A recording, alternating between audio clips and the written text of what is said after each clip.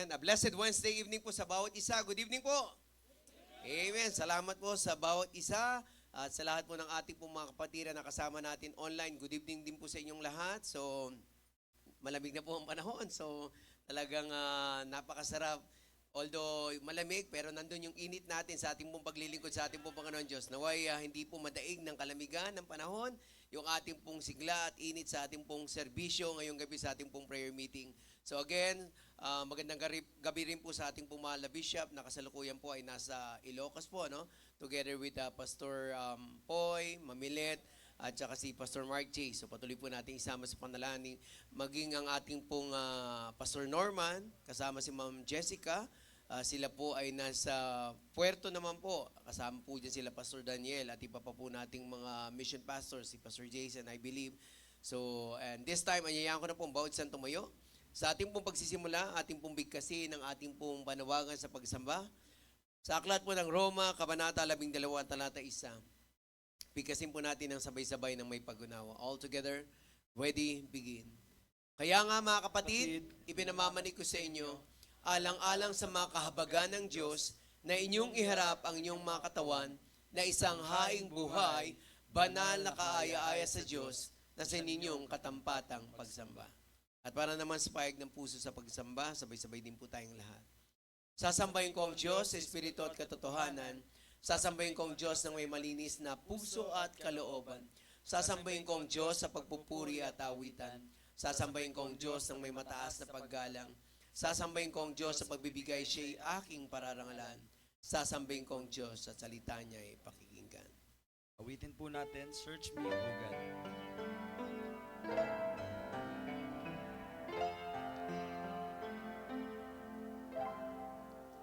Search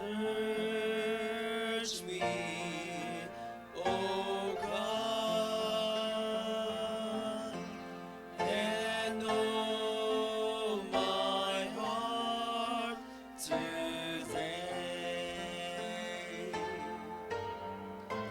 Try me, O Savior, know my thoughts, I pray. See if there be some wicked way in me.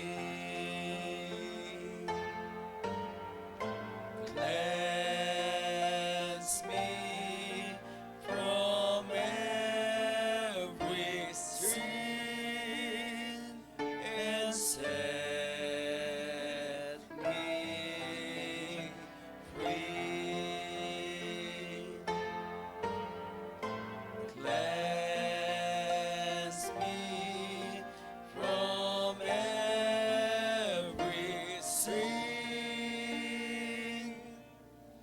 and set me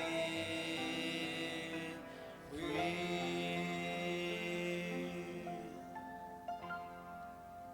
Tayo pong lahat ay manalangin. Panginoon, dakilang Diyos muli, salamat po once again sa panibagong opportunity na pinagkaloob niyo sa amin na kami po'y magkasama-sama dito po sa aming pong bahay-sambahan upang patuloy na magbalik ng pasasalamat, papuri sa inyo pong pangalan na karapat-dapat para sa inyo, Panginoon. Una po sa lahat, salamat po sa pag-iingat sa buong maghapon na kami po inyong ginabayan, pinatnubayan sa anumang mga bagay na aming pong ginawa, whether at home, at school, or at office. Thank you so much, Lord.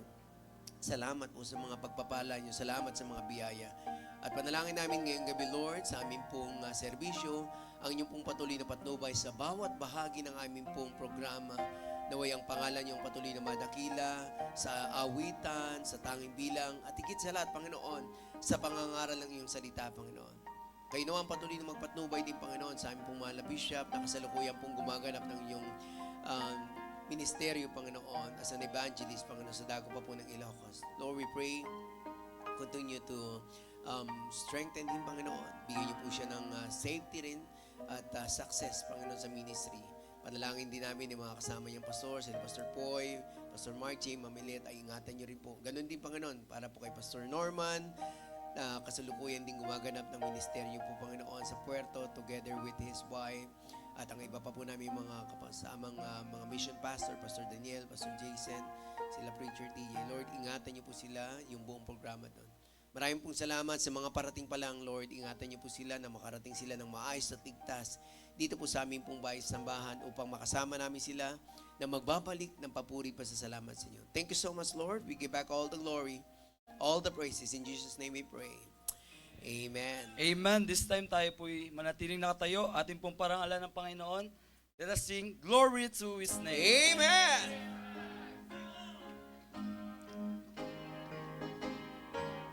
Ready, sing. Down at the cross where my Savior died, downward for cleansing for sin I cried. There to my heart was the blood applied. Glory to His name. Chorus.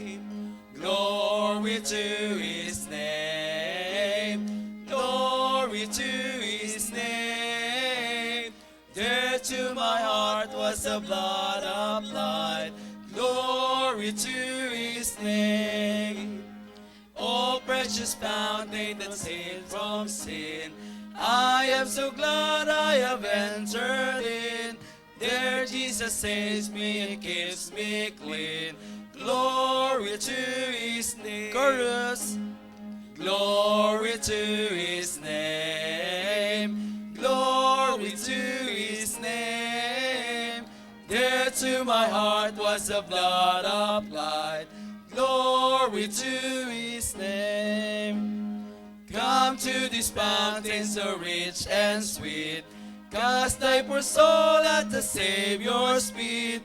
Plunge into day and be made complete. Glory to His name. Chorus. Glory to His name. Glory to His name. There to my heart was the blood applied. Glory to His name. Amen. Para po sa ating pangalawang pag-aawitan, awitin po natin, Blessed be the name. Amen. Oh, praise to Him who reigns above in majesty supreme, who gave His Son for man to die, that He might now win. Amen. Chorus. Blessed be the name, blessed be the name, blessed be the name of the Lord. Blessed be the name, blessed be the name, blessed be the name of the Lord. His name above all names shall stand, exalted more and more. At God the Father's own right hand, where angel hosts adore. Chorus. Blessed be the name, blessed be the name, blessed be the name of the Lord. Blessed be the name, blessed be the name, blessed be the name of the Lord. His name shall be the Counselor, the mighty Prince of Peace, of all earth's kingdoms conqueror, whose reign shall never cease. Chorus. Blessed be the name, blessed be the name, blessed be the name of the Lord. Blessed be the name, blessed be the name, blessed be the name of the Lord. Amen. Great singing po. Mari po tayo magsiupo. Amen. Thank you po, Brother CJ. Amen. Salamat sa ating pong, yan, so meron na naman tayong bagong natitrain. So talagang napakabuti ng Panginoon Diyos. Bagamat majority po ng ating po mga kabataan nasa Puerto po, no? Di ba? So talagang ang Diyos pa rin ang kumikilos para meron tayong magamit na mangunguna po sa ating pong pag-aawitan. Thank you, Brother CJ. And this time tayo po idadako sa ating pong prayer time. Amen? So I believe isa ito sa ating pong inaabangan sa ating pong pulong pananlanginan every Wednesday night aside sa mensahe ng Panginoon Diyos later on. So ito po yung ating pong mga panalangin na patuloy po nating isama. Good health and protection for our Bishop, Freddy De Vega. Kasama na po dyan si Ma'am Maris, si Sister Sophia, at yung household po nila, bagamat nabawasan na po, yan.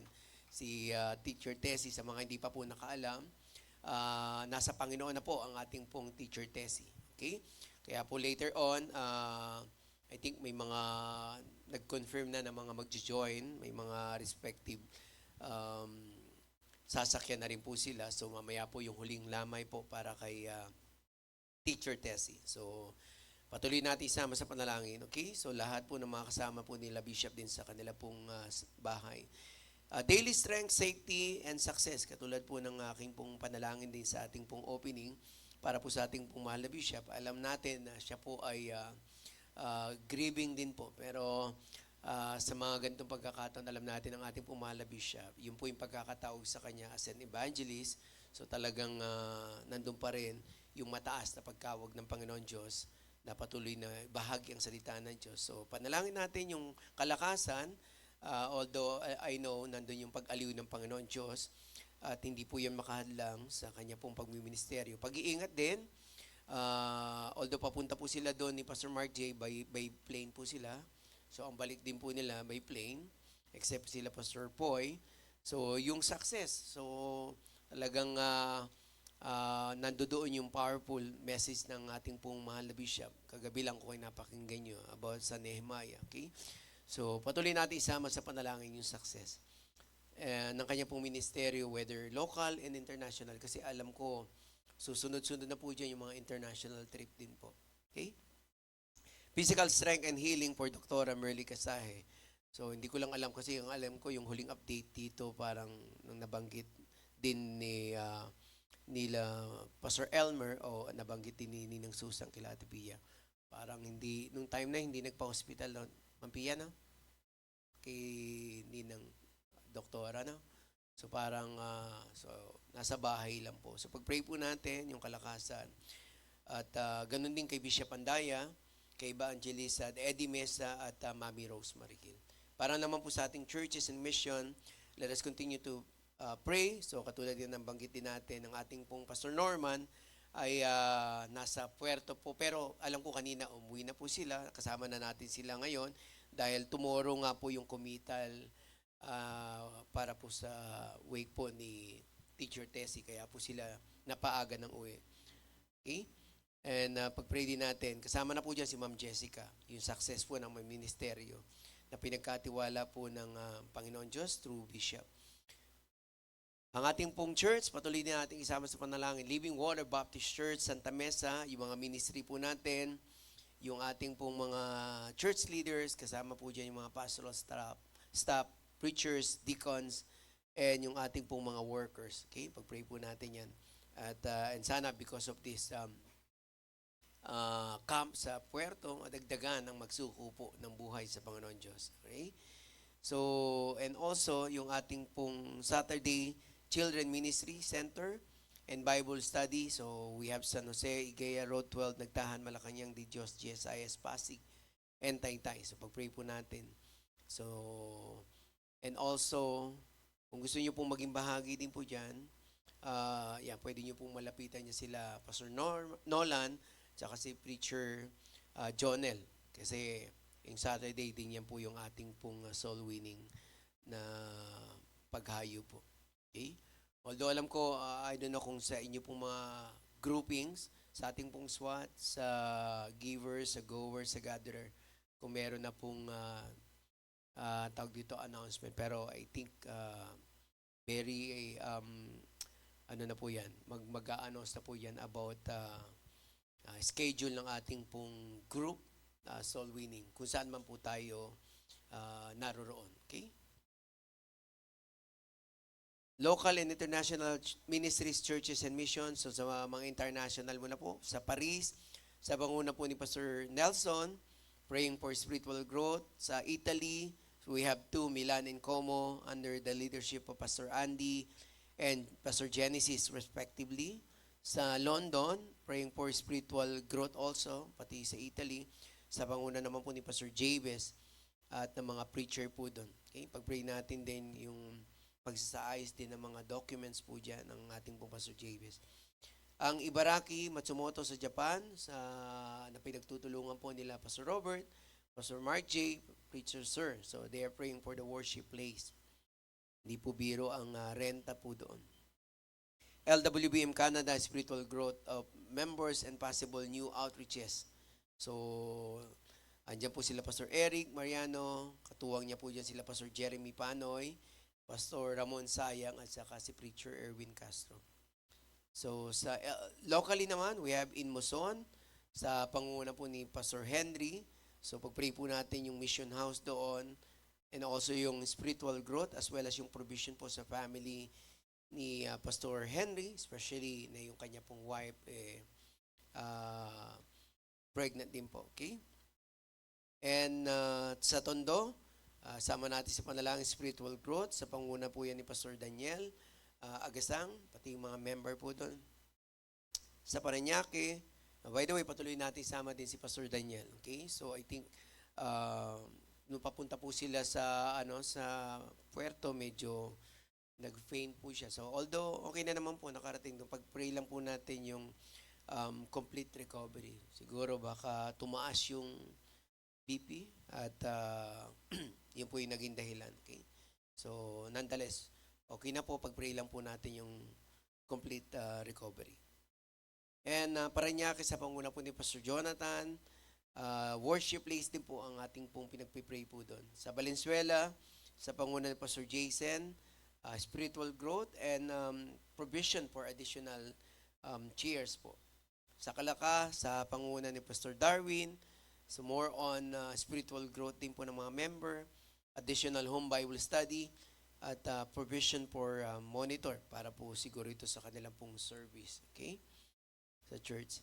And JBLCBC, Growth and Success of Ministry. So, pinangungunahan po yan ni Pastor Mark J. Sama rin po natin yung BMO, BBS. I think, when ba yung plan nito, Pastor Jonel? Preacher Jonel, mayroon bang? Next month? Ha? Last week ng June. So, pag-pray po natin yung pagbubukas muli, okay? Yung ating pong mga kapatiran sa ibang bansa, pag-pray din po natin, as well as yung construction ng MIBC Monterrey's new building and facilities. Siguro pag naayos to, yung mga natin, conference about pati yung culmination, baka doon na. So pag-pray po natin yan eventually. And sa mga kapatiran natin may mga karamdaman, good health, especially ng mga senior citizens po natin, yung may mga precious rubies, precious stone, yan, sama-sama na yan. Yan. And then, safe pregnancy po nila Ma'am Den. Alam ko, itong month na po yan, baka second, third week. Hindi natin alam. Anytime, soon. Yan, okay? Tapos sila Sister Pinky, although at least nakalampas na doon sa trimestral nakakasama na natin si Sister Pinky sa service, so okay na po siya. Pag-pray na lang natin yung safe pregnancy pa rin, maging si Ma'am Noemi, okay?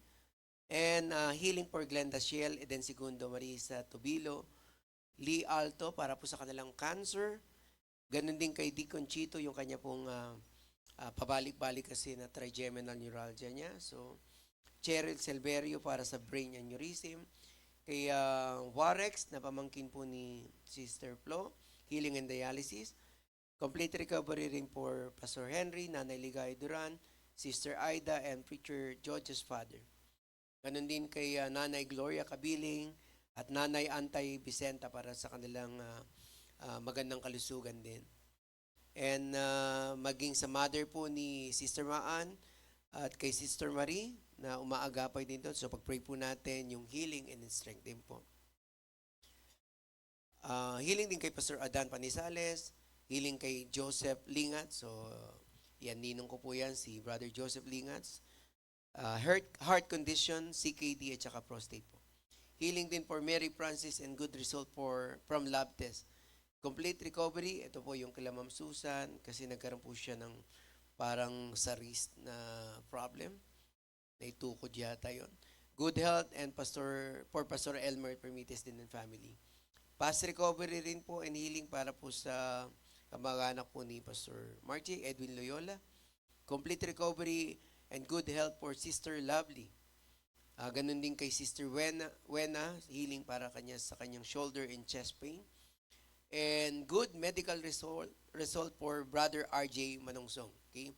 So, okay na po ito kasi alam ko, sa interview niya, in-interview siya ng Chinese, okay na eh. Di ba? Chinese yun. Nakapasa na.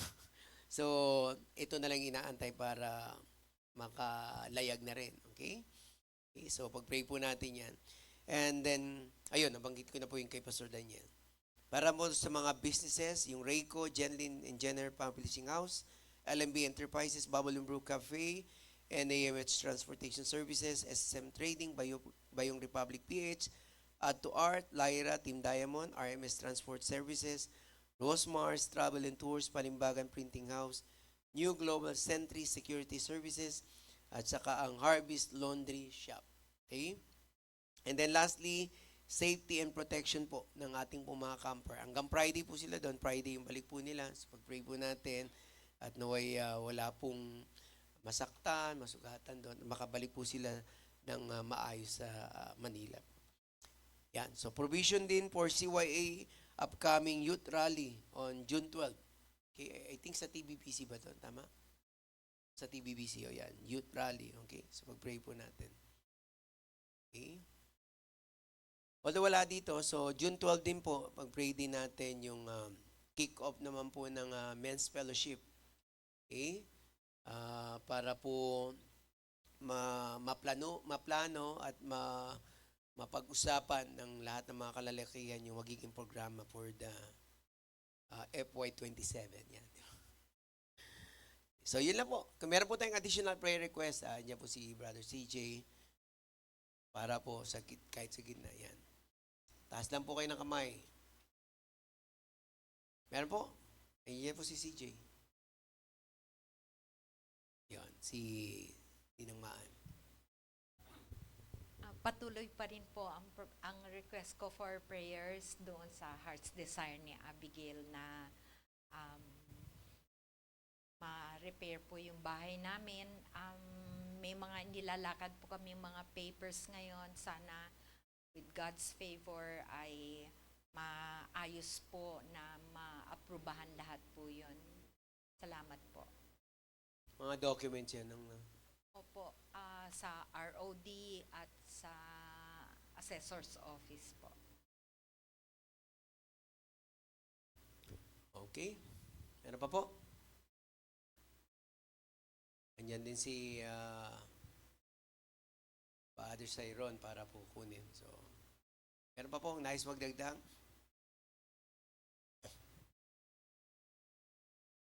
Ayan. Brother, andyan na sa tabi. Tinabihan ka na eh. Alam na ikaw na susunod.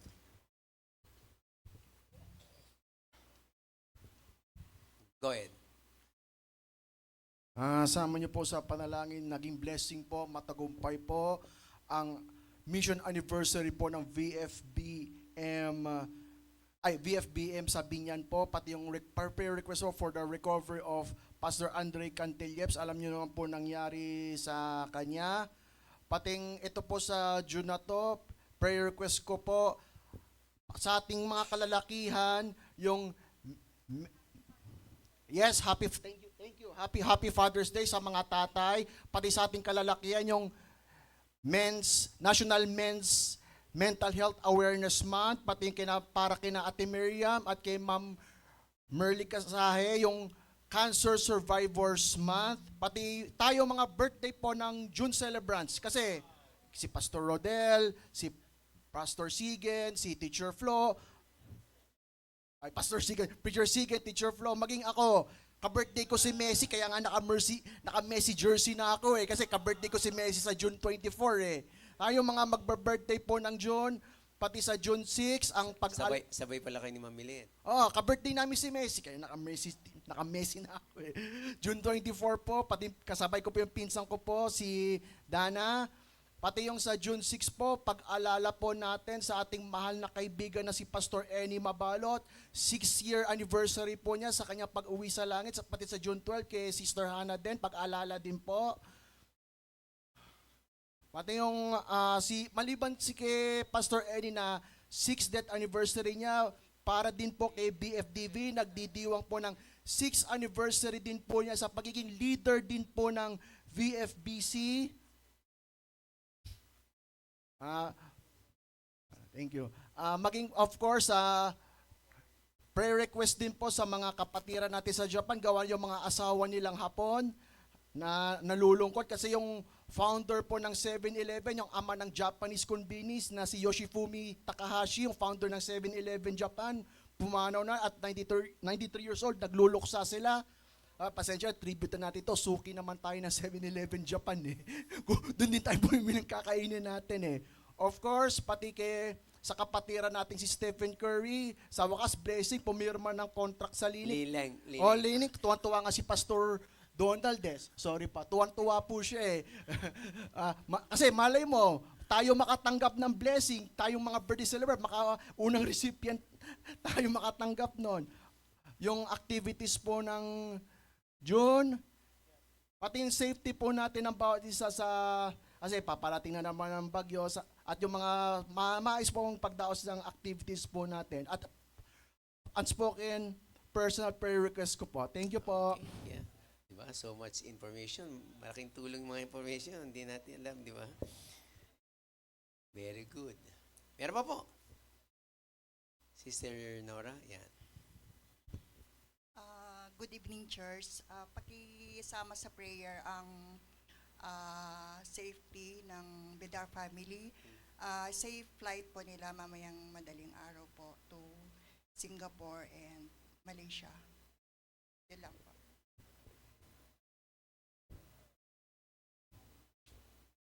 Yes. Sino pa po? Okay. Topper, go ahead, Topper. Prayers for me, Nanay Kayna, as I enroll po tomorrow sa school and for provision po. Naku, wala pala si tatay si mag-aatid. Oh, yan ang prayer po. Okay, kasi wala si tatay nila. Yung mag-aatid doon, no? Meron na pala niya. Ayan dyan si Tito. Okay, yung enrollment po nila Topper, maging si Chang Chang po ay mag-enroll na rin. Meron pa po? Go ahead, Ma'am Pia. Good evening po, Church. Maraming salamat po sa panalangin kay Pastor Daniel. Medyo tinatansya lang niya muna yung kanyang katawan ngayon. And update din po, may isa na naman na tinakbo sa ospital na young people ng Valenzuela. So kasama po si Pastor Jason. So wag sana po na nating bitawan yung mga kabataan na nasa puerto ngayon.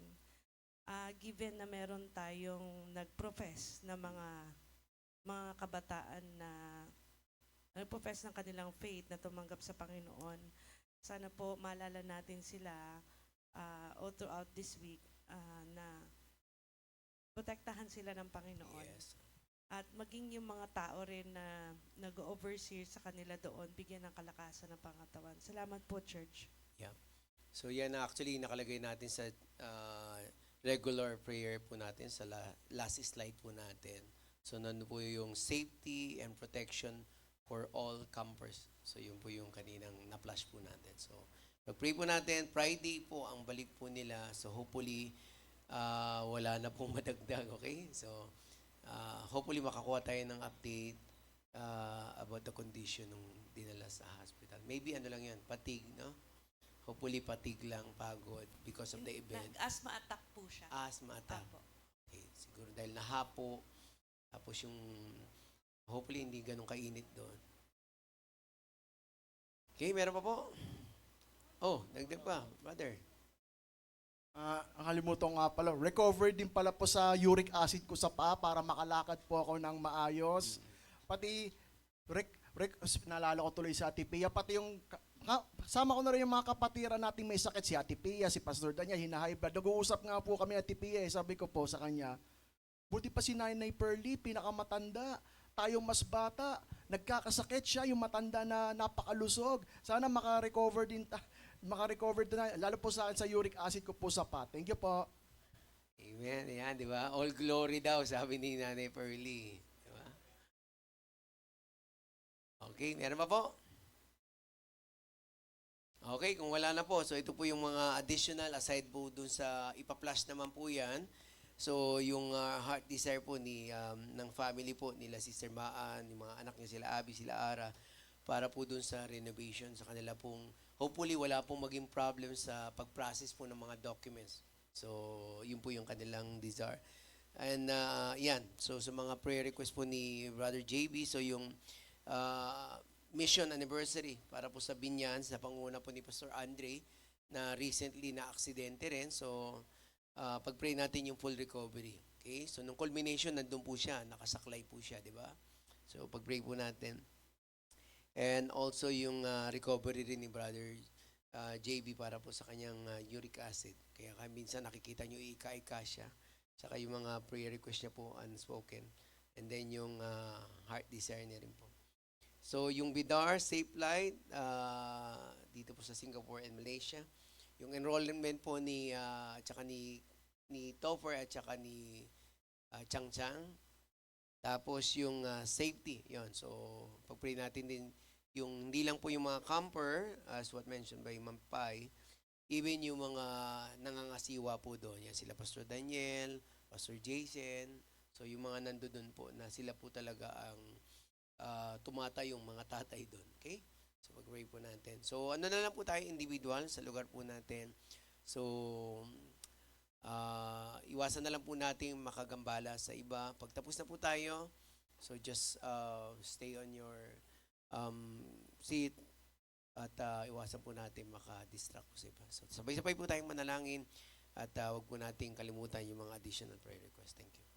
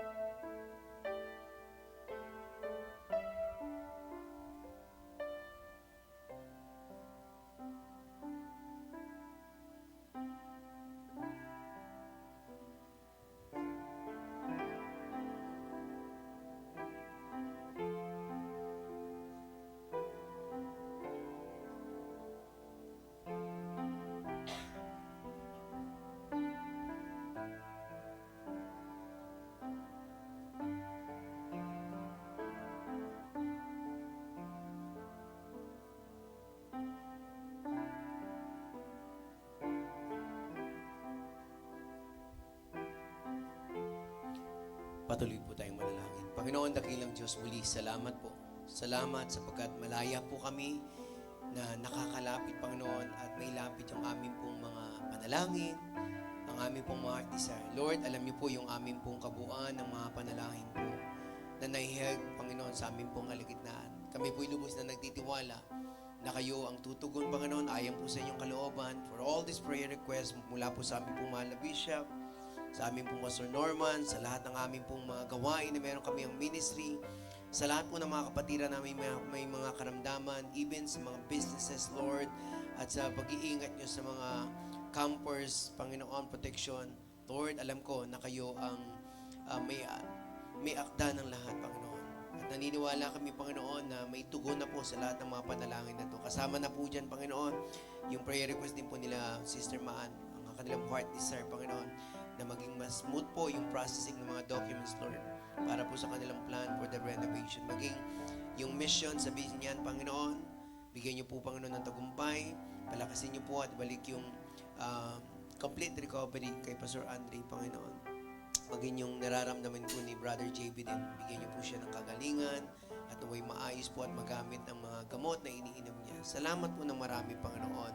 Even sa pag-iingat niyo with our family, Panginoon, sa kanilang pong travel sa Malaysia at Singapore. Pag-iingat niyo, Panginoon, ng panalangin namin, maging sa pag-enroll nila Brother Topper, Brother Sister Chang, Panginoon, kayo po ang patuloy na magpatnubay, maging maayos pong lahat. Ingatan niyo po, Panginoon, sila Ma'am Kisha, Panginoon. Salamat po, Panginoon, at panalangin din namin, Panginoon, ang nagaganap na camp. Ingatan niyo po yung mga nangunguna doon, sila Pastor Daniel, Pastor Jason, at ang iba pa po, Panginoon, na nag-oversee doon. At naway sila po'y makarating ng maayos, Panginoon, dito po sa Manila, ng maayos at ligtas. Maging, Panginoon, yung aming mahal na Bishop na nasa Ilocos, patuloy mo bigyan ng katagumpayan sa kanyang pong pangaral ng salita, maging yung mga kasama niya, Panginoon, sila Pastor Poy, Mamilet, and Pastor Mark J, Panginoon. Thank you so much, Lord, for your goodness. Pinupuri namin kayo, pinapasalamatan. In Jesus' name we pray. Amen. Amen. Alright, I think meron po ba tayong first time visitor?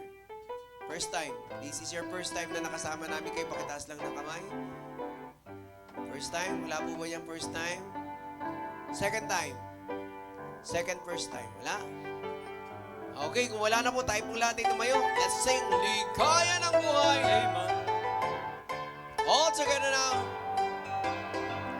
Ligaya ng buhay kung kilala mo si Kristo. Ligaya ng buhay kung siya'y manunubos mo. Babaguhin ang iyong buhay kung siya ay makamtan. Ang maging kay Kristo ay tunay na ligaya ng buhay. Come on, magkamayo mo tayo. What a happy life it will be if you know my Savior Jesus. What a happy life it will be if He's your Savior too. He will change your life completely if you just accept Him too. Just receive it once today and you'll have a happy life with Christ. Ang maging kay Kristo ay tunay na ligaya ng buhay. Amen. This time, habang tayo po'y bumabalik sa ating upuan, tayo po'y muli umawit sa Panginoon, awitin po natin, Now I Belong to Jesus. Jesus, my Lord, will love me forever. From Him no power of evil can sever. He gave His life to ransom my soul. Now I belong to Him. Chorus. Now I belong to Jesus. Jesus belongs to me. Not for the years of time alone, but for eternity. Once I was lost in sin's degradation, Jesus came down to salvation lifted me up from sorrow and shame. Now I belong to Him. Now I belong to Jesus. Jesus belongs to me. Not for the years of time alone, but for eternity. Last verse. Joy floods my soul, for Jesus has saved me, freed me from sin that long had enslaved me. His precious blood He came to redeem. Now I belong to Him. Now I belong to Jesus. Jesus belongs to me. Not for the years of time alone, but for eternity. Amen. Great singing po. Maaari na po tayo magsiyo po. Tayo po yung mga pwedeng ng tayong bilang.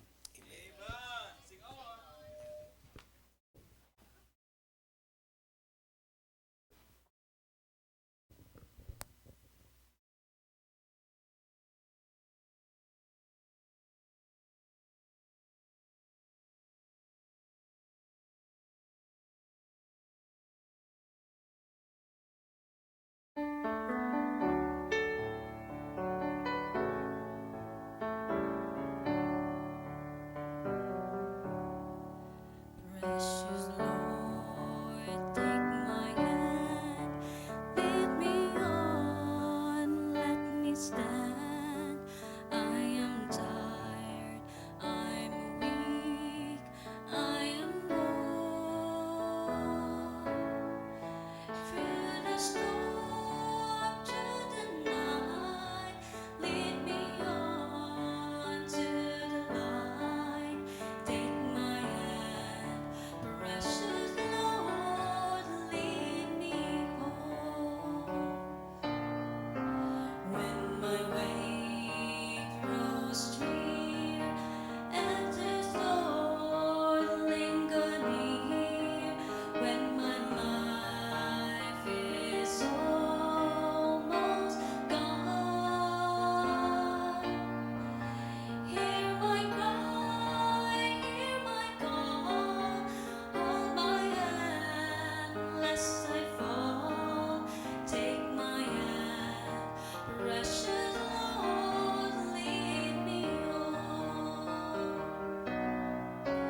Then the darkness appear, and the night grows near, and the day is past and gone. At the river I stand, guide my feet, hold my hand, take my hand, precious Lord, lead me home. Precious Lord, take my hand, lead me on, let me stand. I am tired, I am weak, I am worn. Through the storm, through the night, lead me on to the light. Take my hand, precious Lord, lead me home. Take my hand, precious Lord, lead me home.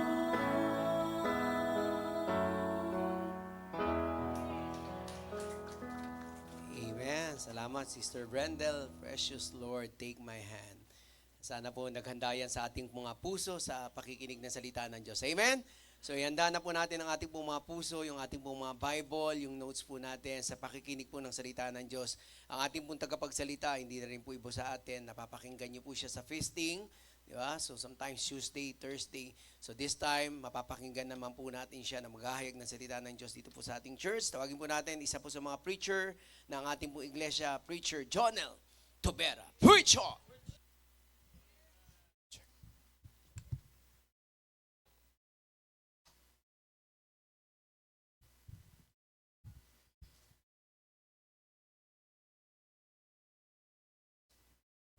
Take my hand, precious Lord, lead me home. Yung kaba ko po, parang gusto ko na rin pong ma-lead me home. Amen. So, I would like to thank God for this opportunity po na tayo po ay makakapangaral po ng salita po ng Diyos. And sa atin pong mahal na Bishop, thank you po for training us. And sa atin pong resident pastor, thank you po sa opportunity na tayo po ay makakapag-preach po. And gusto ko lang din mong pasalamatan yung parents ko po nasa ibang bansa. Nasa TV na ako ulit. Blessing po sila kasi grabe po yung sacrifice nila para po sa akin sa ministry. And yung wife ko po, thank you po sa pag-support sa akin. Thank you din po sa ate ko.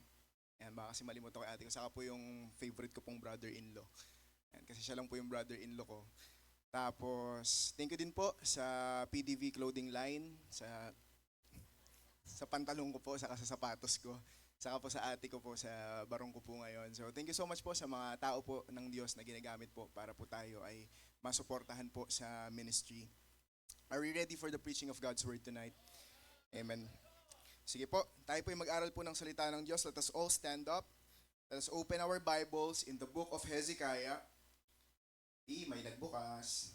Wala pong Hezekiah sa Bible. 2 Kings chapter 18. 2 Kings chapter, we will be studying the life of Hezekiah. 2 Kings chapter 18 verse 19.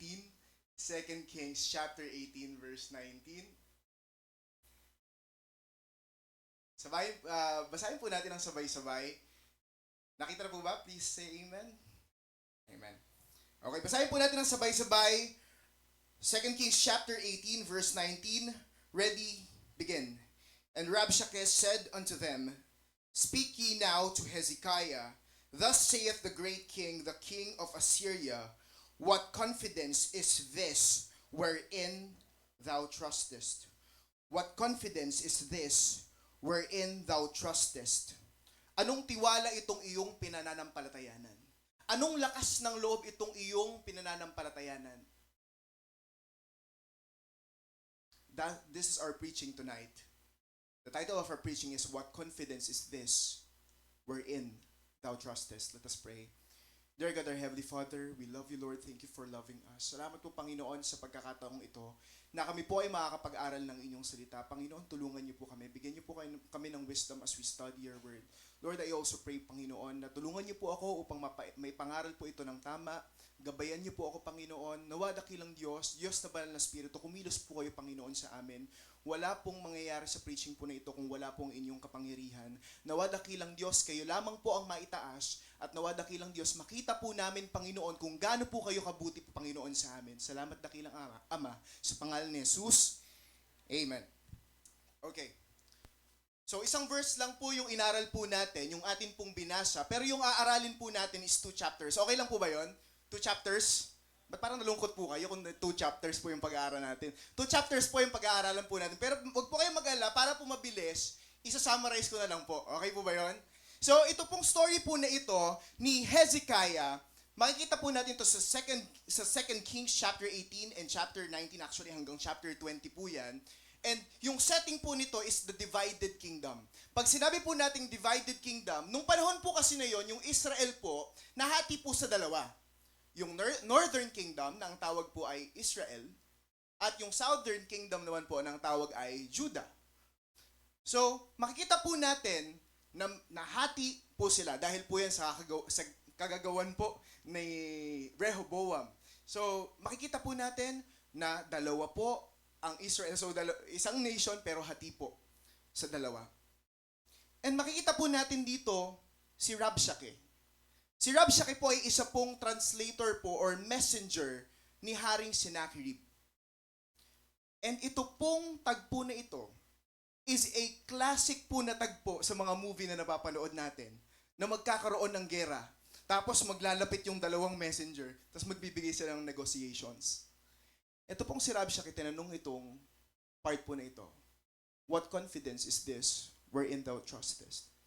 In the time of Hezekiah, in his 4th year as king, si King Sennacherib pumunta sa Samaria, which is northern part ng Israel. Din po yung capital ng northern Israel. And then he besieged it after 3 years. So 4 years, pumunta siya doon. And then after 3 years, nasakop niya ang Samaria. And on the 14th year ni King Hezekiah, when he reigned, si King Sennacherib, nasakop na yung mga fenced cities ng Judah. So imagine this. Nasakop na yung katabi mong nation. You are next. Ikaw na yung next. Nasakop na yung mga fenced cities ng Judah. And King Hezekiah is in Jerusalem. Ano yung mararamdaman mo? Yung enemy kumakatok na sa bayan mo. Next ka na nasasakupin. Kaya tinanong ni Rabshakeh ito sa kanya, what confidence is this wherein thou trustest? Nakita mo ba sinakop na namin yung ibang bayan? Saan mo ilalagay yung confidence mo? And that is our first point tonight, the great enemy of Hezekiah. The great enemy of Hezekiah. Yung enemy po ni Hezekiah is the Assyrians, King Sennacherib and Rabshakeh. Na makikita po natin na ito pong pagbinasa niyo po yung mga Assyrians during the time of history, sila po ay sobrang gruesome na kaaway. Bakit po? Kasi tuloy-tuloy po sila sa mga raids po nila, hindi sila tumitigil. Kapag may nasakop silang bayan, ang gagawin nila, magtatayo lang sila ng fence, tapos yung fence po na yun, ilalagay nila yung ulo ng kalaban po nila para magkaroon po ng intimidation factor sa mga makakaaway nila. Kapag meron po silang nahuli po na kapitan or high-ranking officer, ang ginagawa nila, binabalatan nila ng buhay, tapos dinidikit nila sa pader. Ganun po itong mga Assyrians.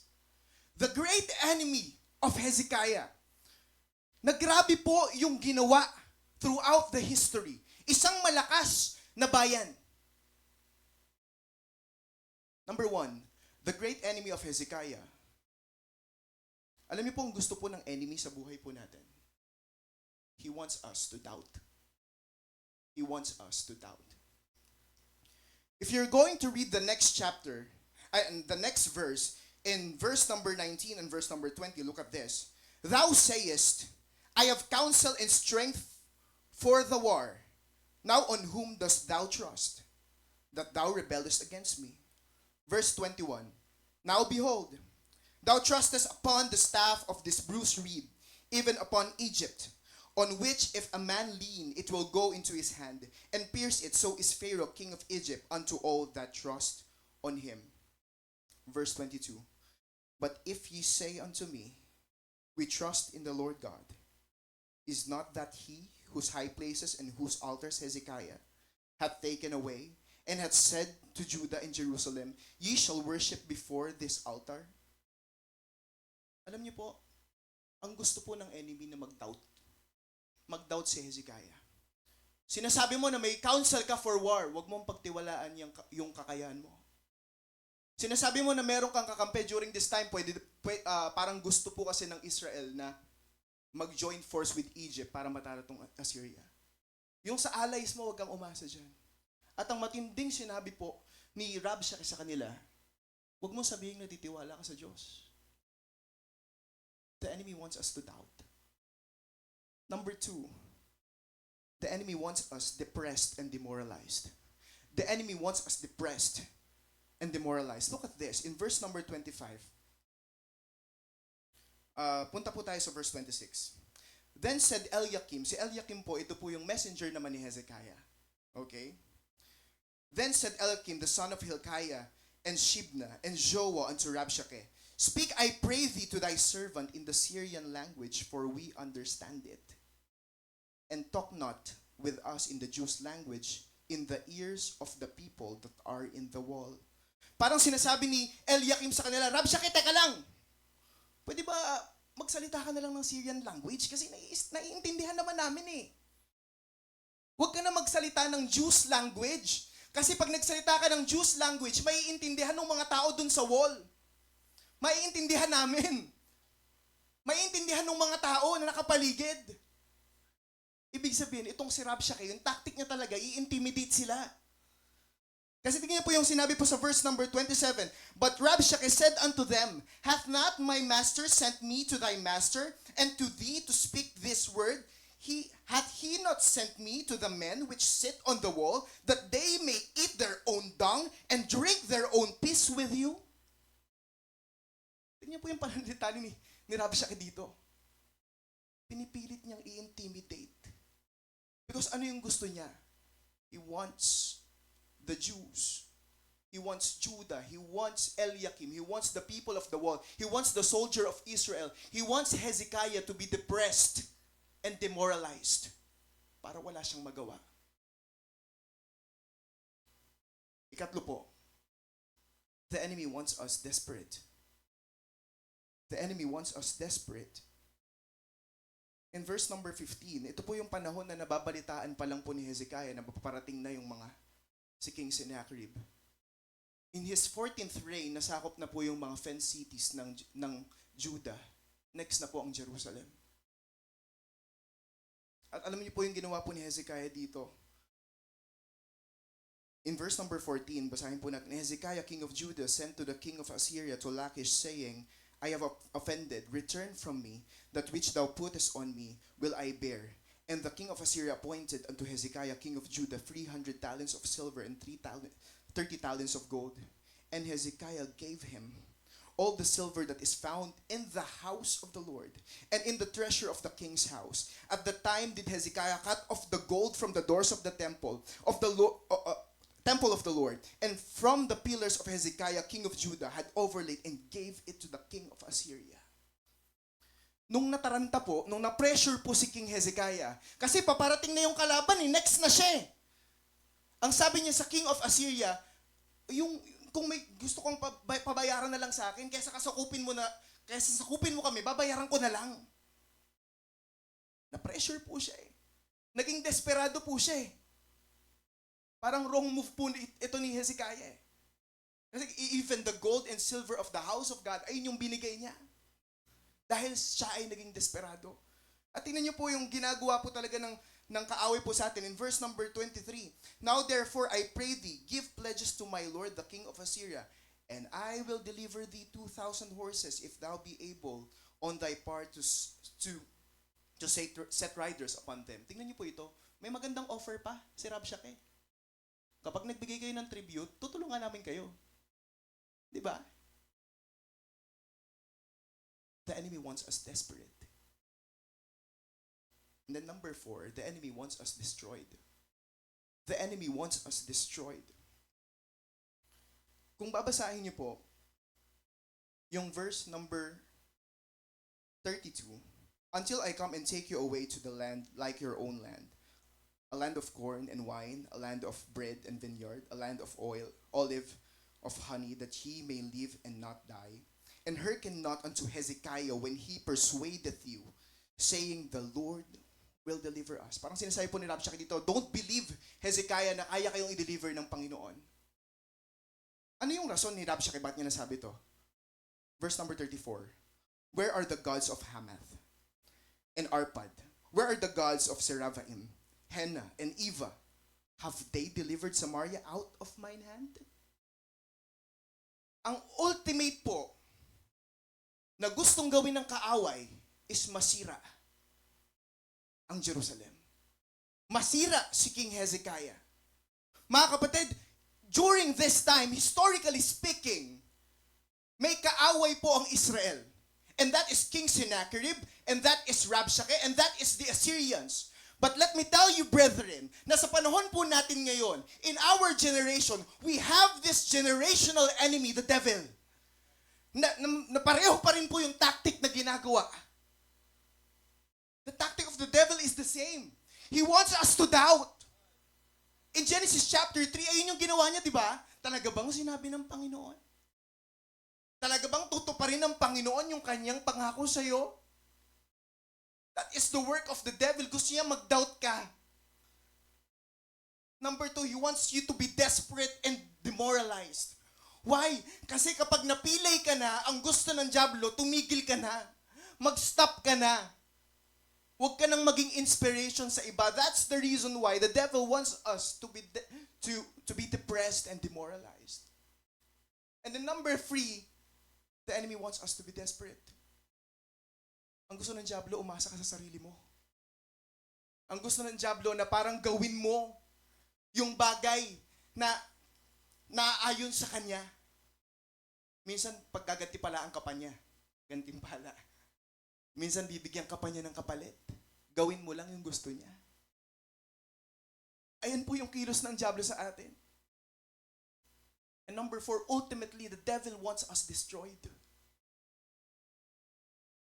So John chapter 10, verse 10, the thief cometh not but for to steal and to kill and to destroy.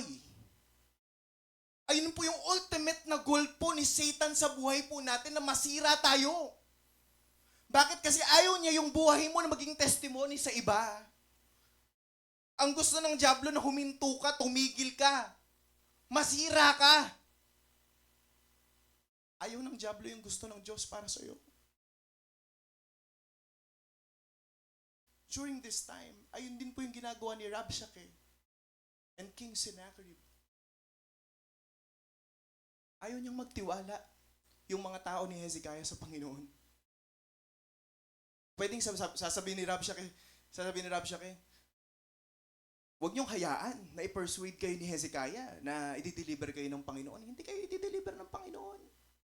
Bakit? Nakita mo ba yung Diyos-Diyosan nung Samaria? May nag-deliver ba sila out of mine hand? Ayun po yung ayun po yung ginawa ni Rabshakeh at ayun din po yung ginagawa ng Diablo sa atin ngayon. Same thing, same tactic. Nung nabalitaan po ito ni King Hezekiah,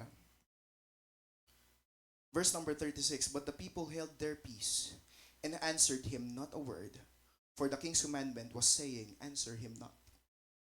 Verse 37, then came Eliakim the son of Hilkiah, which was over the household, and Shebna and the scribe, and Joah the son of Asaph the recorder, to Hezekiah with their clothes rent, and told him the words of Rabshakeh.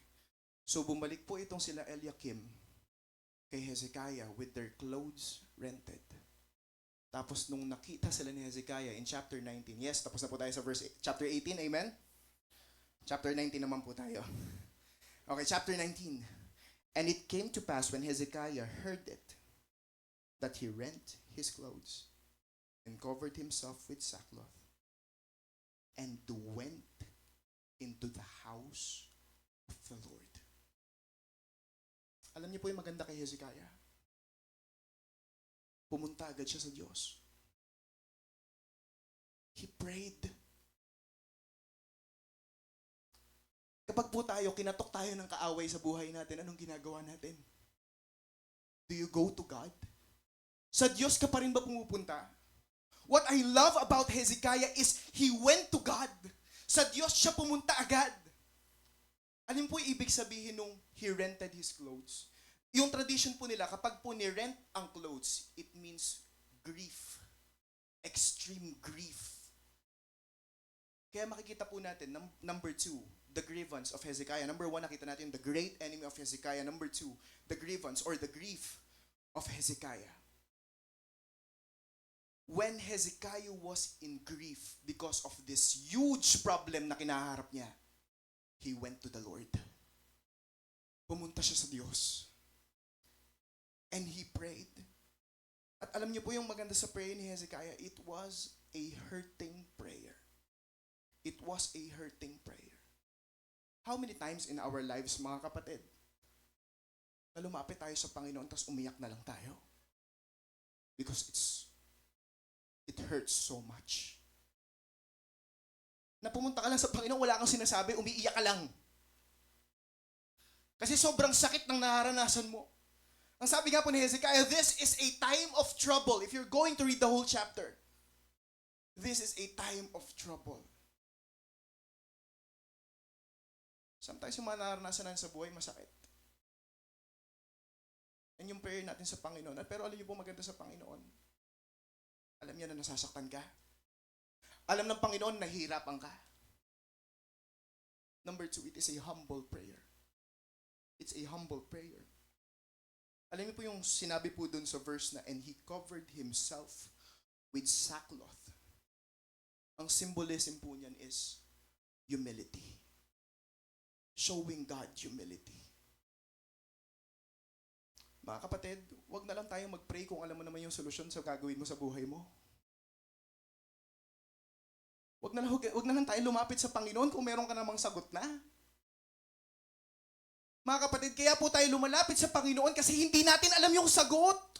Hindi natin alam yung, kulang tayo sa wisdom para malaman natin yung solusyon natin sa mga problema natin.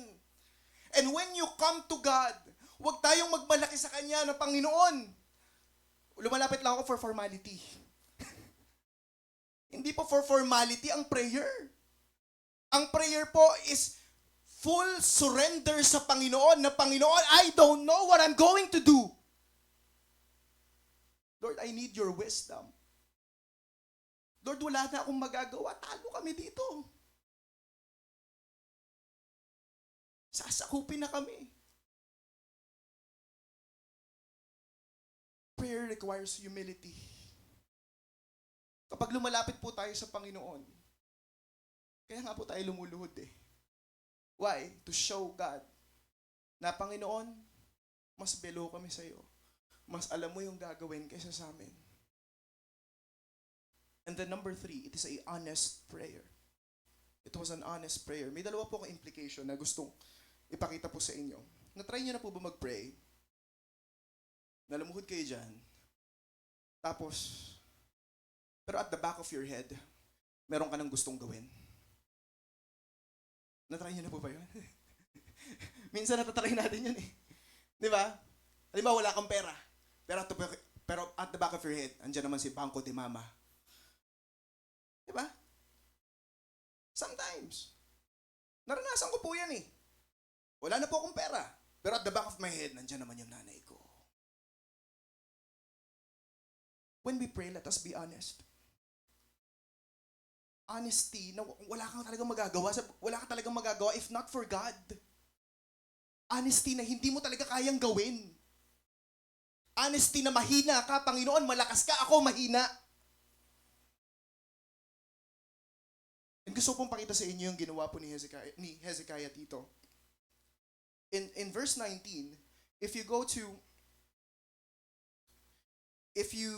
to chapter 19 verse 9, chapter 19 verse 9, ito po yung final warning ni Rabshakeh sa Israelites. If you're not going to comply, you'll be destroyed. Verse number 9, and when he heard say of Tirhaka, king of Ethiopia, behold, he came out to fight against thee. He sent messengers again unto Hezekiah. Parang ang nangyari po dito, yung Assyria po nakipaglaban sa Ethiopia. Tapos, parang gustong sabihin ni Rabshakeh, huwag niyong isipin na porket meron kaming kinakalaban na iba, hindi na namin kayo kayang kalabanin. Parang ayun po yung gustong sabihin ni Rabshakeh dito. So he gave warning kay Hezekiah. Verse number 10.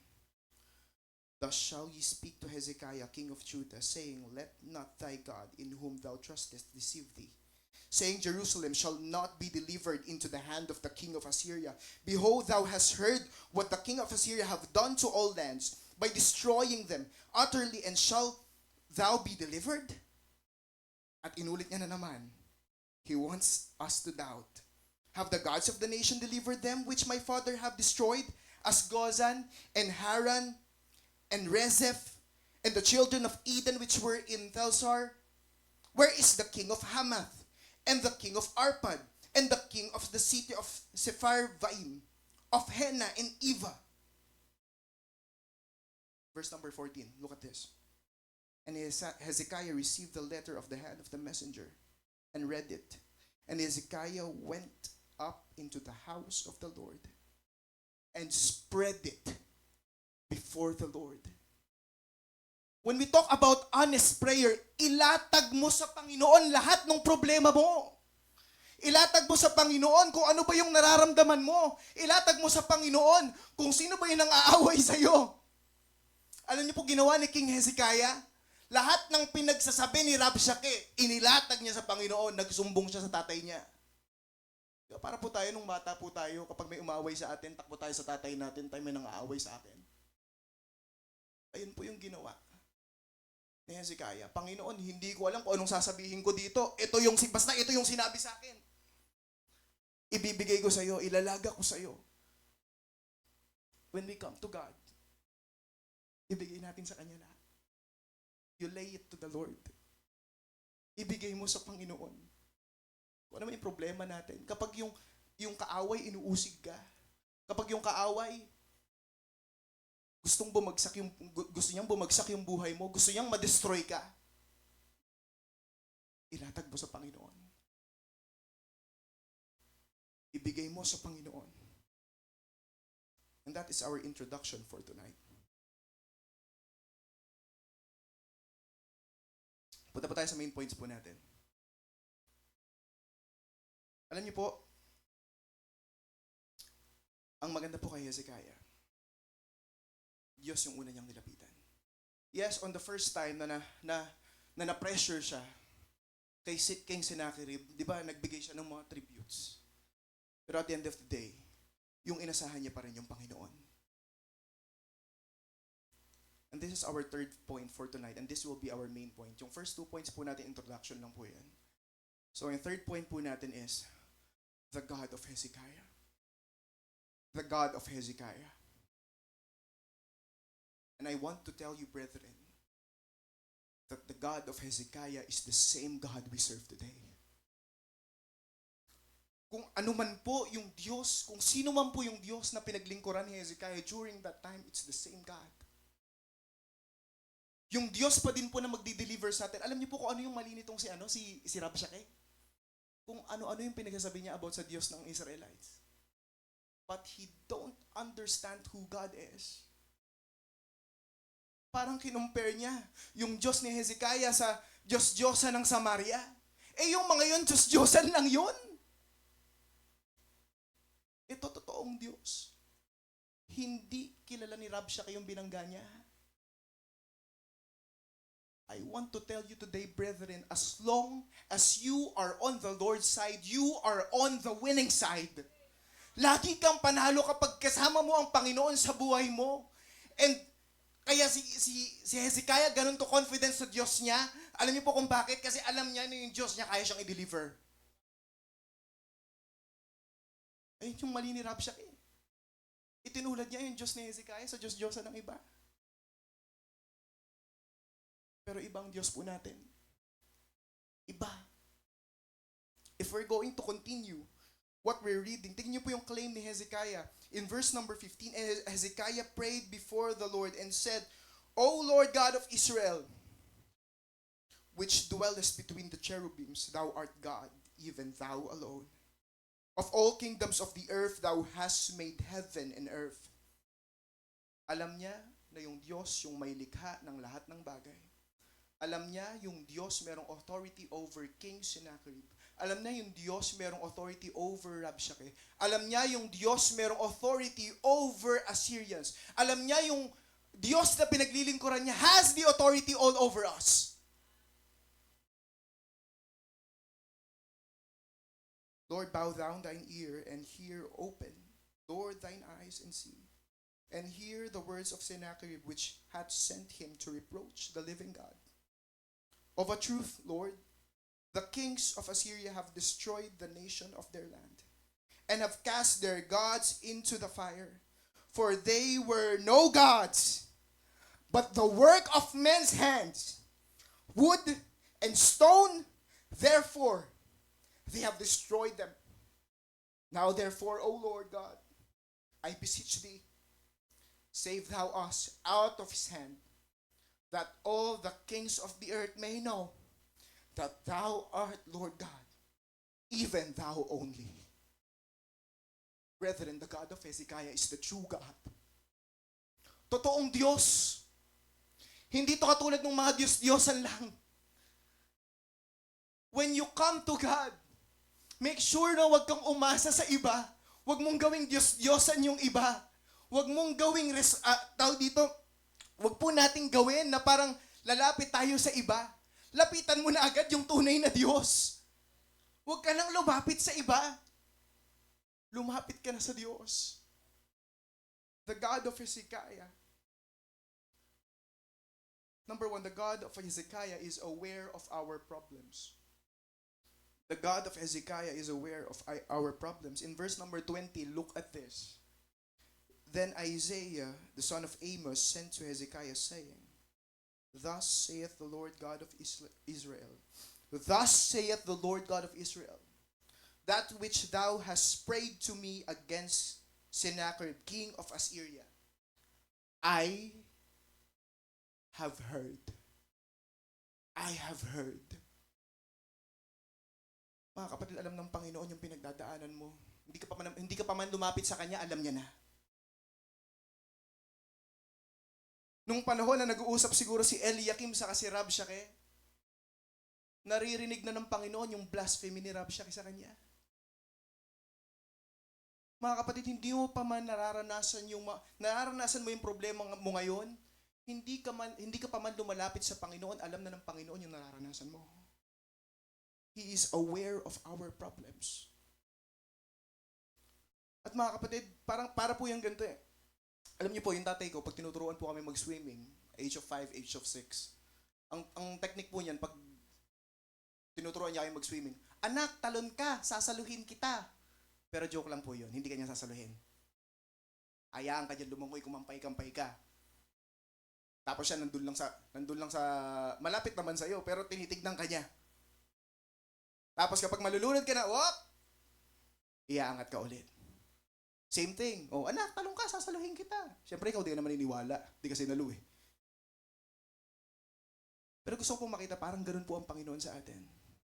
Para siyang ama na nakikita niya yung ginagawa ng anak niya.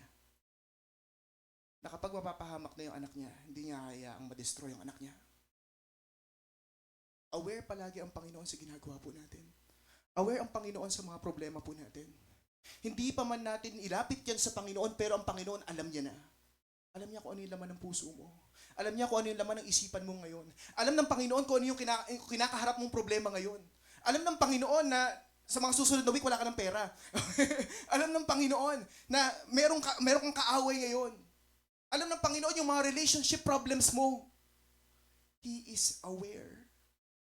Huwag po natin tignan na ang Diyos hindi niya alam. Na pag di mo sinabi sa Kanya, hindi niya alam. Sovereign po ang Diyos po natin. All-knowing po siya. Alam niya. Kaya kung alam niya po ang pinapakitang karakter po ng Diyos yan, may care siya sa'yo. Ang Diyos po may care sa atin. Hindi po ba napakagandang kaisipan po nun, na yung Diyos po na may likha ng langit at lupa, may care sa'yo? Sino ka ba naman? You're just a speck of dust in this universe. Pero yung Diyos merong care sa'yo. Hindi po ba nakakatuwa yun? Hindi pa ba sapat yun para pagtiwalaan mo siya? Ang Diyos po natin, omnipotent, omniscient, all-loving, omnipresent, faithful, good, great. Ilan pa po? Pag inaral niyo po sa Bible School po yan, 14 po yan na attributes po ng Panginoon.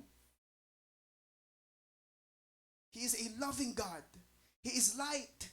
He is righteous. He is just. Na sa ganung kapangyarihan ng Diyos, siya ay may likha ng lahat ng bagay sa mundo, tapos meron siyang care sa'yo. Aware siya sa ginagawa mo. Aware siya sa problema mo. Why not trust God? Why not put your confidence in Him? This third point, the God of Hezekiah answers these questions of Rabshakeh. What confidence is this wherein thou trustest? I put my trust on God. Number 2, He answers our prayers. He answers our prayers. Kaya po pinili po itong preaching din po na ito kasi prayer time po. Gusto ko pong sabihin sa inyo na ang Panginoon, hindi niya lang alam yung nangyayari, yung mga problema mo sa buhay. Kapag lumapit ka sa Kanya, sasagutin niya rin yan. sasagot din siya. Pwedeng no, pwedeng wait, pwedeng yes. Pero there's one definite answer. Merong definite na sagot. Sasagot siya sa panalangin mo. There's one thing for sure. Sasagot siya sa panalangin mo. Marami pong mga tao na nilapitan natin, aware naman sila sa problema natin, pero binagbigay ba sila ng sagot? How many times na meron tayong experience in life na lumapit ka sa tao, binigay mo kung ano yung problema mo, pero hindi naman malutasan yung problema mo. Pero ang Diyos po merong lutas, merong sagot sa problema mo. Look at verse number 20. Sorry po. Sabi po, I have heard. May sagot po ang Panginoon. Sometimes po, alam niyo po sa buhay po natin, akala natin sa sobrang tagal, hindi tayo sinasagot ng Panginoon. Baka be persistent in your prayer. Ipakita mo yung humility mo sa Panginoon. Baka kasi kaya hindi pa sinasagot ng Panginoon yung panalangin mo kasi may sarili kang diskarte. What if lumapit si Hezekiah sa Panginoon? Panginoon, ito po yung problema, pero ihahanda ko na yung army ko. May nakita ba tayong senaryo dito? Na ganun? Panginoon, lumalapit ako sa iyo pero ihahanda ko na. Magkakaroon na kami ng treaty ng Egypt para matalo tong Assyria. May nakita ba tayong ganun? Nakita natin, Panginoon, ito yung problema ko. Ito lahat. Nilay daw niya agad sa Panginoon. At makikita po natin na ang Panginoon sumagot. Ang Panginoon sumagot. I want you to look at this in verse number, can you go back to verse number 6 and 7? Chapter 19, verse 6 and 7. Sabi po dito, thus saith the Lord, be not afraid of the words which thou hast heard. Di ba po napakasarap na ang Panginoon, iko-comfort ka. Huwag kang matakot, Hezekiah. Which the servants of the king of Assyria have blasphemed me. Verse 7, look at this. Behold, I will send a blast upon him, and he shall hear a rumor, and shall return to his own land, and I will cause him to fall by the sword in his own hand. Now, nangyari na po ba yan agad? Hindi. Hindi yan nangyari agad. Nung sinabi ng Panginoon yan kay Hezekiah, hindi yan instant na nangyari. Hezekiah has to wait. Brethren, when we pray, alam natin na may sagot ang Panginoon, but you have to wait. Magantay ka. Sasagot naman yung Panginoon sa iyo eh. May sagot definitely ang Panginoon, pero mag-antay ka sa timing niya. God made all things beautiful in His time. Kaya hindi pa binibigay ng Panginoon sa iyan kasi hindi ka pa handa. Panginoon, gusto ko ng eroplano, wala ka namang lalandingan yan. Panginoon, gusto ko ng kotse, wala ka namang garahe. Di ba po? Sometimes when we pray to God, hindi niya yan sasagutin agad kasi gusto niya maghanda ka. Maghanda ka. Pero definitely po mga kapatid, sasagot ang Panginoon. Lastly, bago po yung conclusion natin. Lastly, the God of Hezekiah acts according to His promise. He acts according to His promises. Brethren, ilan na ang promise ng Panginoon sa iyo? Nung sinabi niya na hindi ka niya iiwan, hindi ka niya pababayaan, iniwan ka ba niya? Nung sinabi niya na magiging mabuti siya sa iyo, naging mabuti siya sa iyo.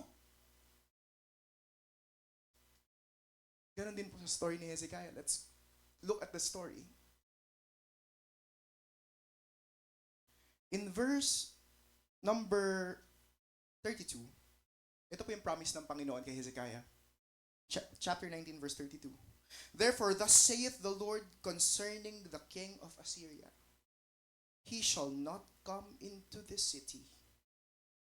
He shall not, nor shoot an arrow there, nor come before it with shield, nor cast a bank against it. By the way that he came, by the same shall he return, and shall not come into the city, saith the Lord. Ang Panginoon na nangako kay Hezekiah, Nangako siya, hindi makakapunta ang Assyria dito. Hindi kayo masasakop ng Assyria kahit isang kusing na araw, walang tatama sa city na ito. Dahil po protektahan ko to. Verse 34, for I will defend this city to save it, for mine own sake and for my servant David's sake. Verse 35, he acts according to his promise. And it came to pass that night that the angel of the Lord went out and smote the camp of the Assyrians 185,000. And when they arose early in the morning, behold, they were all dead corpses. 185 armies of Assyrians. Isang anghel lang ng Panginoon. Did he answer? Did he act according to his promise? Ano yung sinabi ng Panginoon? I will defend this city. Anak, poprotektahan kita. Anak, magpo-provide ako sa iyo. Did he delivered? He delivered. Alam niyo po, napansin ko lang, dito sa verse po na ito, if you go back to the New Testament in the Garden of the Gethsemane, yung moment na aarestuhin na po ang Panginoong Jesus, si Peter kumuha ng itak, tapos tinagpas yung tenga ni Malchus. Tinagpas yung tenga ni Malchus, tapos gumawa po ng miracle ang Panginoon, binalik yung tenga. Ang sabi niya po kay Peter, Peter, hindi ba ako pwedeng tumawag ng 12 legions of angel para protektahan ako? Dito po sa story natin kay Hezekiah, ilang angel ang tinawag ng Panginoon? Isa lang. Masyadong malaki yung Diyos natin para sa maliliit na problema natin.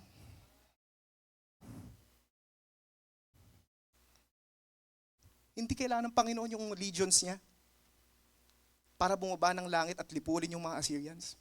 Isa lang sapat na. God doesn't need to lift a finger. Yung angel niya lang sapat na para maging katagunan dun sa panalangin ni Hezekiah na protektahan siya ng Panginoon. Mga kapatid, yung problema natin masyadong maliit para sa Diyos na malaki. He will act according to His promise. At kapag ang Diyos nangako, hindi mapapako. Ilang beses ka nang lumapit sa tao na nangako sa iyo pero hanggang ngayon inaasahan mo pa din. Pero ang Diyos po, once na nangako siya, He will act according to it. Manampalataya ka sa Kanya. Put your confidence in Him. What confidence is this wherein thou trustest? Put your confidence on God. Put your confidence on Him. For our conclusion tonight, alam niyo po, pag nag-aaral po ako ng Bible, favorite ko pong aralin yung mga pangalan po ng mga character. For example po, ang pangalan ko po ay Eleazar, John Eleazar. Ang Eleazar po, ang meaning po ay God hath helped. For example po, ang Jabez naman ang meaning ay born out of sorrow. Alam niyo po ba yung meaning ng pangalan ni Hezekiah? Ang meaning po ng pangalan ni Hezekiah is, Yahweh is my strength. Yahweh is my strength. Hindi po ba napakagandang ibig sabihin ng pangalan niya? Kasi ayun talaga yung sinandalan niya. Yung Diyos yung aking lakas. Yung Diyos yung aking pananampalatayanan. Yung Diyos yung aking kakapitan. Brethren, do you want to be successful or to succeed in life like Hezekiah? 3 things. Number 1, Hezekiah trusted the person of God. Hezekiah trusted the person of God. Mga kapatid, kaya umasa si Hezekiah sa Diyos kasi kilala niya yung Diyos. Do you know your God? Kilala mo ba yung Diyos na pinaglilingkuran mo? Brethren, huwag nating tignang shallow yung Diyos. Hindi shallow ang Diyos. Makapangyarihan pa rin ang Diyos. Nung time ni Hezekiah at yung time natin ngayon, same power. He can do the same thing. Hindi pa rin siya bound natin. Hindi pa rin siya bound ng kaisipan natin. Hindi pa rin natin maaarok ang Diyos ngayon. Do you know the person of God? Kung ang Diyos mabuti, ang tanong, naging mabuti ba siya sa iyo? Kung ang Diyos faithful, naging faithful ba siya sa iyo? Kung ang Diyos loving, naging loving ba siya sa iyo? You just have to know the person of God. Mga kapatid, kaya tayo nagda-doubt. Kaya meron tayong doubt sa ating puso. Kasi hindi mo kilala yung Diyos. Hindi mo kasi siya kinikilala. Kaya sometimes yung tingin natin sa Diyos, gano'n na lang ka-shallow. Kasi hindi mo pinipilit na kilalanin siya. Our God is still great. Don't forget. Huwag mong kalilimutan. Ang Diyos makapangyarihan pa din. Number 2, Hezekiah treasured the precepts of God. By the way, yung verse po natin doon is 2 King. Ako din tuloy, nalilito na ako sa joke ko. Ito po. Hezekiah chapter 18, verse number 5. Look at this. He trusted in the Lord God of Israel, so that after him was none like him among all the kings of Judah, nor any that were before him. Nakita niyo po yung characteristic ni Hezekiah kaya siya nagtagumpay? Because he trusted God. Kaya siya naging matagumpay. Wala daw hari na katulad niya even before and after him because he trusted God.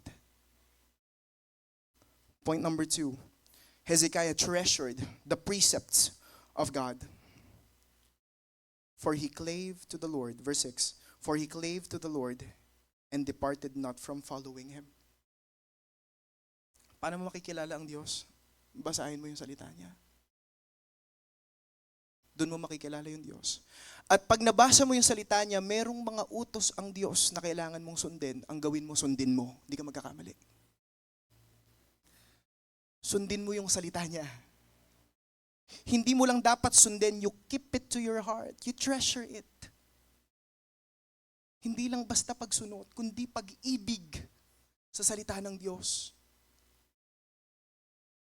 Alam niyo po kung bakit successful si Hezekiah? Kasi tinreasure niya eh. He clave. Pag sinabi pong clave, kinapitan. And departed not, hindi niya hiniwalayan yung salita ng Diyos. Hindi siya lumihis sa salita ng Diyos, but kept, pinahalagahan yung commandment which the Lord commanded Moses. Nagtiwala siya sa Diyos at yung salita ng Diyos isinapuso niya. Lastly, as I end, he triumphed through the power of God. He triumphed through the power of God. Listen to me very carefully. Hindi tayo magtatagumpay sa sarili nating lakas. You are limited. Pwedeng magaling ka, pero mas magaling ang Diyos. Pwedeng matalino ka, pero mas matalino ang Diyos.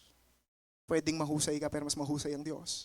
At kung hahayaan mo yung Diyos, yung kapangyarihan ng Diyos, yung kumilos sa buhay mo, you will triumph. Tanggalin mo lang yung sarili mo. At hayaan mo yung Diyos yung kumilos sa'yo. Kaya po tayo nagtatagumpay sa buhay dahil sa Diyos. Hindi dahil sa sarili mong effort. Pwedeng na-promote ka dahil magaling kang tao, pero Diyos pa rin nagbibigay ng promotion sa'yo. Pwedeng masipag ka mag-aral, kaya ka nag-o-honor, pero Diyos pa rin yung magre-reward sa'yo. What if nag-aral ka ng mabuti? Gusto mo mag-honor? Diyos pa rin yung nagbigay ng school mo. What if ang gawin ng Panginoon, mawala bigla yung school mo? O diba? E di nawala yung honor mo. Diyos pa rin po kasi yung may control ng lahat eh. Hindi tayo magtatagumpay kung wala yung Diyos sa buhay natin. Maniwala po kayo. And just like Hezekiah, he triumphed through the power of God. Brethren, hindi ko naman po alam na gagamitin ako ng Panginoon sa gantong bagay. It's through God's power. Brethren, hindi naman natin akalain na sama-sama po tayong maglilingkod ng Panginoon, sa Panginoon. It's through God's power. Everything is because of the power of God. Hayaan niyo pong mag-iwan po ako ng tanong sa inyo this evening. Rabshakeh asked Eliakim, what confidence is this wherein thou trustest? It's the same question I'm going to ask you tonight. Mga kapatid, what confidence is this wherein thou trustest? Our answer is the God of Hezekiah. The God of Hezekiah. Ilagay natin yung confidence natin sa Diyos. Shall we all stand and pray? Dear God, salamat po sa pagkakataon na kami po ay nakapag-aral ng inyong salita. We praise you and we magnify your name. Panginoon, kung ano man po yung atake po ng kaaway po sa amin, I know, Panginoon, na mayroon po kayong sagot at dapat lamang po kaming manindigan, Panginoon, sa inyo. Lord, I tried my best in preaching your word. Now I pray that the Holy Spirit will work in us. If you want to put your confidence in God, why not commit to God tonight? You go to Him through prayer. Panginoon, I am losing confidence. I am losing confidence in you. I-reignite mo yung tiwala ko sa iyo, Panginoon. Baka nalilimutan natin yung person ng Panginoon. Who is He in our lives? The altar is now open if you want to put your trust in the God of Hezekiah.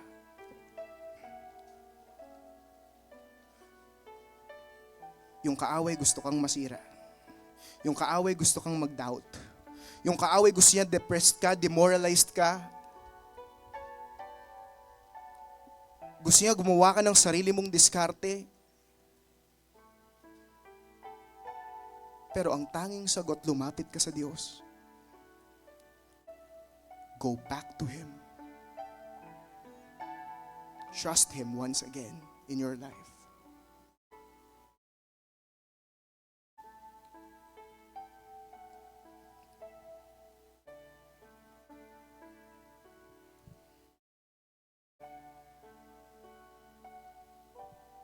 I'll give us a minute po para po tayo mag-commit po sa Panginoon.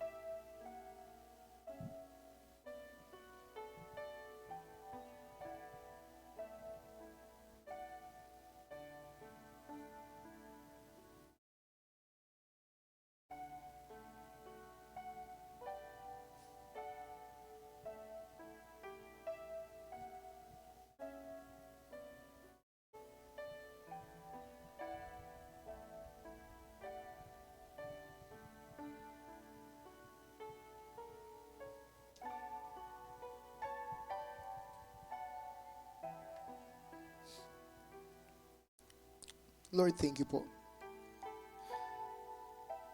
Sa gabing ito na binigyan niyo po sa amin that we could study your word freely. Thank you for the life of Hezekiah. Thank you, Panginoon, dahil sa mga circumstance na pinagdaanan niya, pinakita niyo po sa amin kung gaano pa rin po kayo makapangyarihan, Panginoon. You're still a powerful God. Even today, you are still powerful. Lord, turuan niyo po kami na umasa sa inyo. May times, Panginoon, na nagda-doubt po kami, Panginoon, sa aming sarili. Nagda-doubt po kami sa kaya namin gawin at nagda-doubt po kami, Panginoon, sa iyo. Pero, Panginoon, tulungan niyo po kaming lumapit at bumalik sa iyo.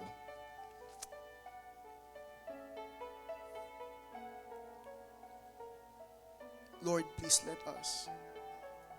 We're going to put our confidence in you. Hayaan niyo po, Panginoon, na kayo lang po yung pagtiwalaan namin, hindi yung aming sarili, hindi yung kaya naming gawin, kundi, Panginoon, yung kaya ninyong gawin sa aming buhay. Merong kaaway na gusto kaming wasakin, pero mas makapangyarihan ka kaysa sa kakaaway namin. Sometimes yung problems na nararanasan namin, akala namin mabigat na, pero isang anghel lang ang kailangan para masagot ito. Thank you, dear Father, for everything that you have done in our lives. I hope, dear Father, na ito pong mensahe po ito ay mag-create po, Panginoon, ng impact po sa buhay po namin at amin pong maalala sa panahon na meron po kaming problema, matuto kami, Panginoon, na ilagak namin yung lakas ng loob namin at magtiwala kami at manampalataya kami, Panginoon, sa Diyos ni Hezekiah, na parehong Diyos na pinaglilingkod namin ngayon. Kayo po ang siyang mapurihan sa pangalan ng inyong anak na si Kristo Jesus. Amen.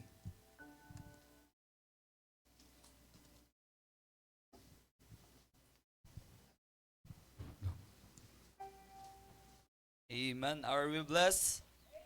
Yan, habang po tayo bumabalik sa ating kinauupuan, dako po tayo sa ating pagbibigayan. But before that, let me read to you Proverbs chapter 11, verse 24. There is that scattereth and yet increaseth, and there is that withholdeth more than is meet, but it tendeth to poverty. Tayo po'y manalangin, let's pray. Ama namin Diyos, diadakal po namin Panginoon. Thank you po Panginoon sa preaching Panginoon na aming napakinggan Panginoon. Naway sa aming pakikinig Panginoon, naway may apply po namin ito Panginoon sa aming mga buhay Panginoon. Thank you po Panginoon sa nagbahagi ng iyong salita. Bless niyo po si Preacher Jonel Panginoon. And sa aming tithes and offering Panginoon, dalahin po namin Panginoon. Maging gamit po ito Panginoon sa ikalalawak at ikalalago po ng inyong ministeryo. Itama niyo po Panginoon ang aming puso at isipan sa aming pagbibigay. Maraming salamat po. In Jesus' name pray. Amen. Awitin po natin, anything that costs me nothing.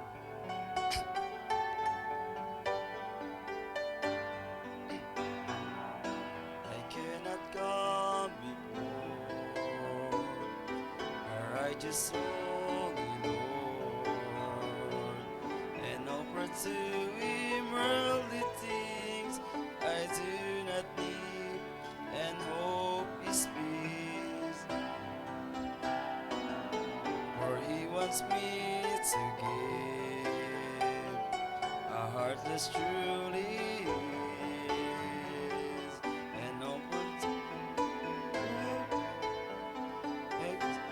to the Lord can use, and I will not offer anything that costs me nothing. I place before Him nothing less than my very best.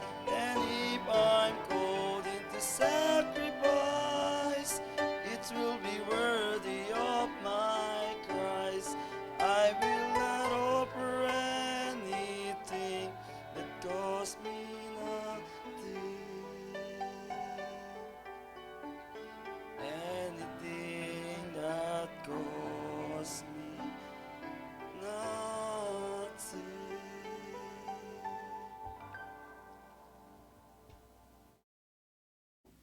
Amen. Para po sa ating pagtatapos, tayo po'y tumayo.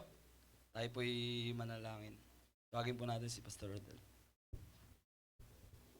Ayan, so sa mga sasama po para sa, I believe meron ng arrangement ng mga masasakyan, yung white van po at saka kila Mamel. So, doon po sa mga wala, so siguro maganda. Kung interesado pa rin po kayo pumunta, so gawa na lang po ng paraan. Siguro yung iba mag-grab po doon. So, ingatan tayo ng Panginoon Diyos. Tayo pong lahat ay manalangin. Panginoon, dakilang Diyos muli, salamat po.